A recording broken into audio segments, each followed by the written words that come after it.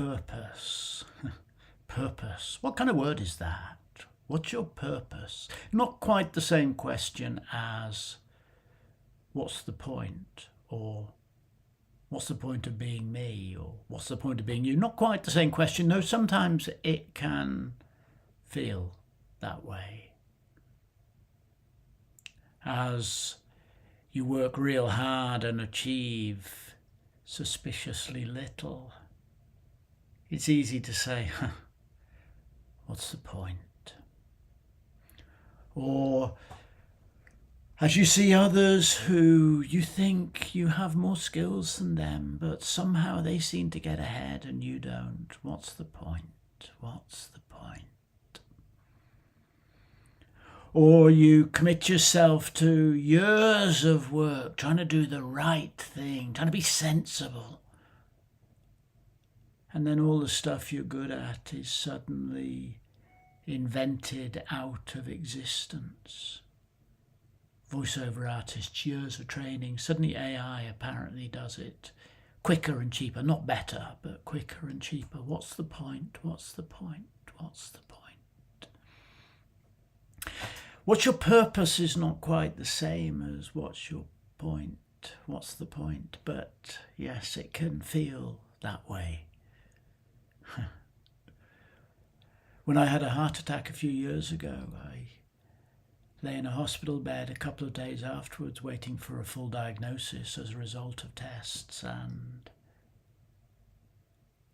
I had to ask myself what the point of my life was. Around that time, many things collapsed. Not long after came the pandemic. My mental health was fragile alongside my physical health. Personally and professionally, things went into a doom spiral for a while. What's the point? What's the point? What's the point?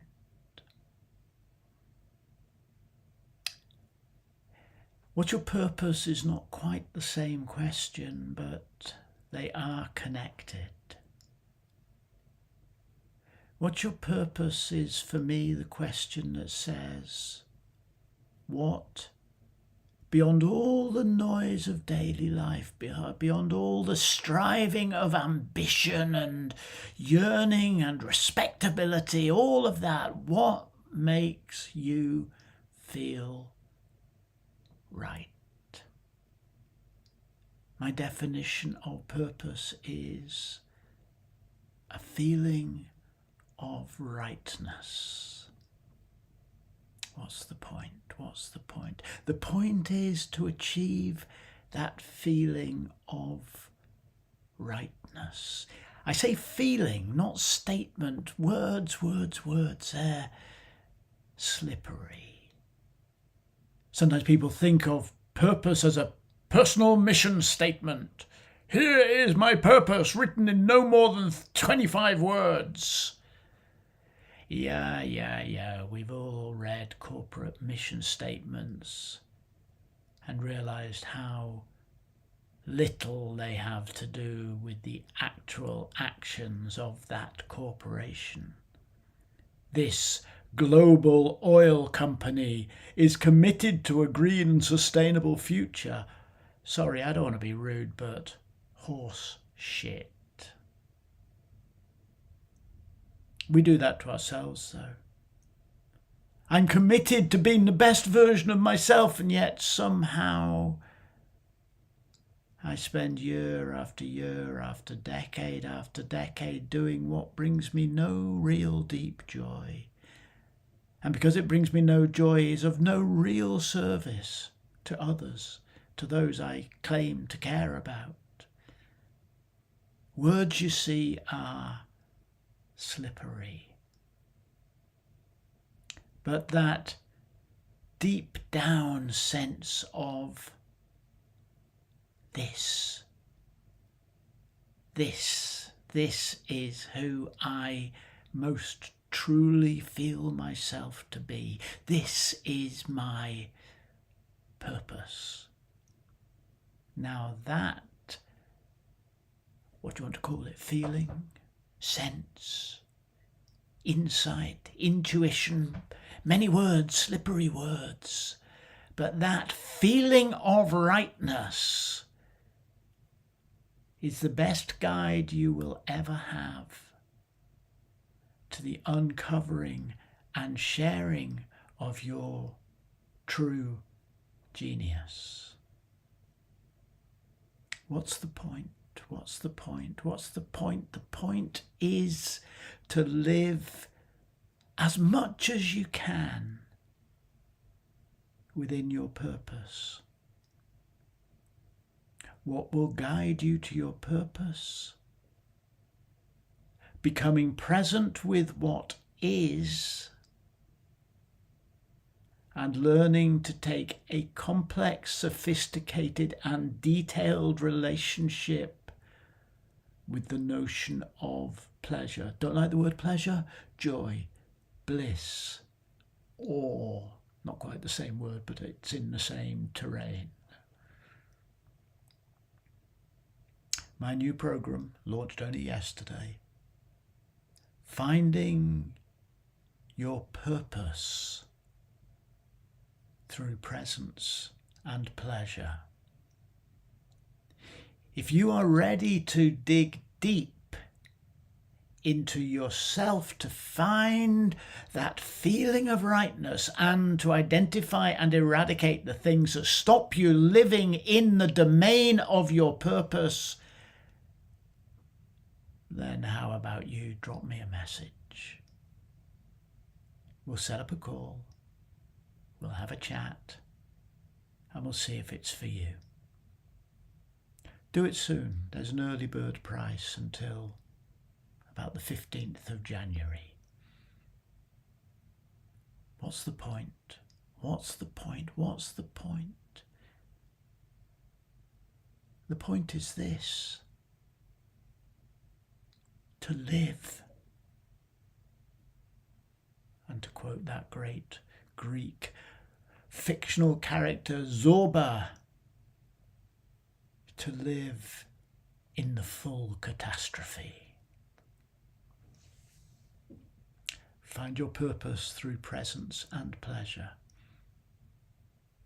Be in touch.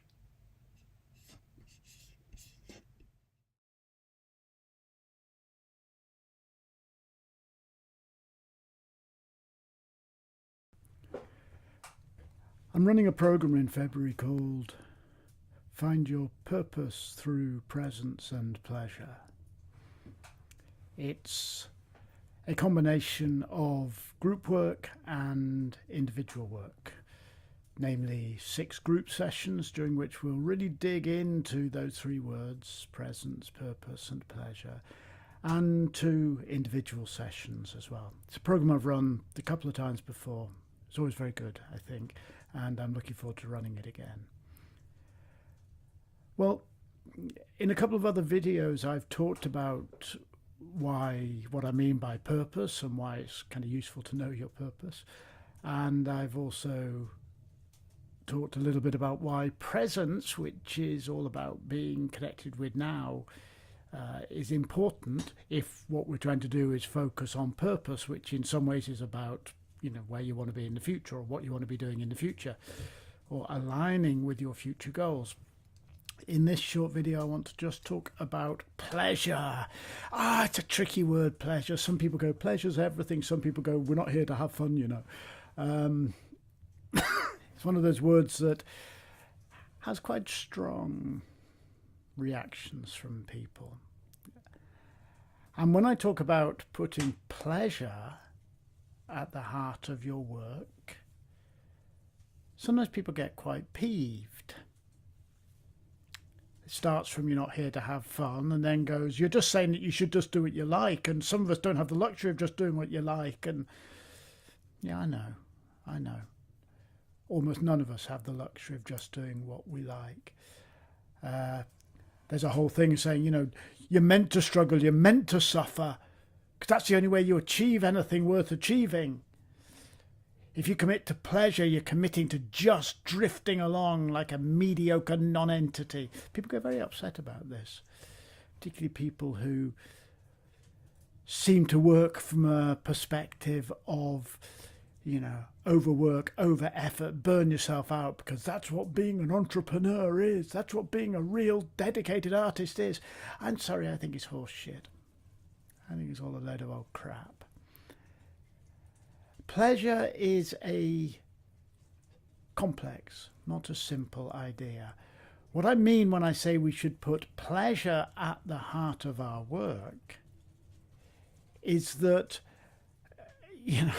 put really simply, as you define what it is that you are going to spend your precious life doing, there's no great value in committing to something that gives you no joy. There's no great value in saying, well, I'm going to have a miserable life, and fool yourself by thinking, yeah, but at least I'll have a decent pension, or at least people will think I'm nice, or whatever. There's no great value in committing to unhappiness. You don't get a special certificate on your deathbed saying, congratulations, you spent your whole life unhappy. There is value in accessing your joy, to use the phrase, in following your bliss, in identifying what it is that brings you truly alive, that makes you most truly you, that allows you to access your unique gifts, and to let that be the heart of your life choices. Now, it may be that what gives you true joy is to provide for your family, and you don't really care what job you do. Okay, well, fine. Then your pleasure is in the provision of a way of life, a standard of living for your family, and that's where you find your pleasure. Commit to it. Doesn't matter what job you do.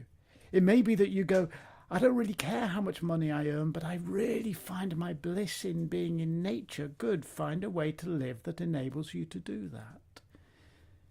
It may be that you go, my pleasure is in honouring the expectations of my family or my community.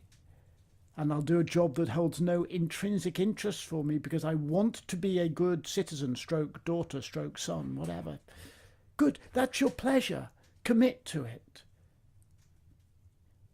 It may be that you go, well, my long-term pleasure is, to earn a decent living, but I don't like the job I'm doing. Okay, this is where pleasure starts to get more complex. There are different types of pleasure. There is short-term pleasure, which to use a Greek word, we might call hedonia, and there's longer-term pleasure, which is closer to a sense of fulfillment, which in Greek we might call eudaimonia. Any Greeks listening, I apologise for my pronunciation. So why does this matter? Well, this matters because ultimately when I say commit to your pleasure, what I'm saying is take responsibility for your choices. Not a popular thing to say in a marketing video. Take responsibility. We don't take responsibility. We get somebody else to do things for us. But, I'm afraid I'm a little hardball on that. We have to take responsibility. When you choose to do something with your life, find the reasons why you're doing it. Even if what you're doing brings you no intrinsic, immediate pleasure, know that you are doing so because you're committing to something longer term. In other words, move away from the place of being victimized and disempowered by going, there's nothing I can do about it, I hate it, but life's crap, and take ownership of your choices. Be able to look yourself in the mirror and say, I am doing this because either I love it or I love what it gets me. I will take responsibility for my life choices, and therefore I will be able to enjoy the fruits of my choices, knowing that they're mine to enjoy. They didn't just drop on me by luck. I worked for what I achieved. So this is why putting pleasure at the heart of your life's purpose for me is crucial. First of all, identifying pleasure helps you identify your purpose. Secondly, committing to pleasure helps you own your purpose. So, my program, which starts in February, runs through to the middle of March, is called Find Your Purpose Through Pleasure and Presence. If you think this is something for you, if you're ready to make the big change in your life, ready to refocus, recommit, redesign, then why don't you drop me a message and we'll have a chat. And if it's going to work for you, we'll work together. Have a wonderful day.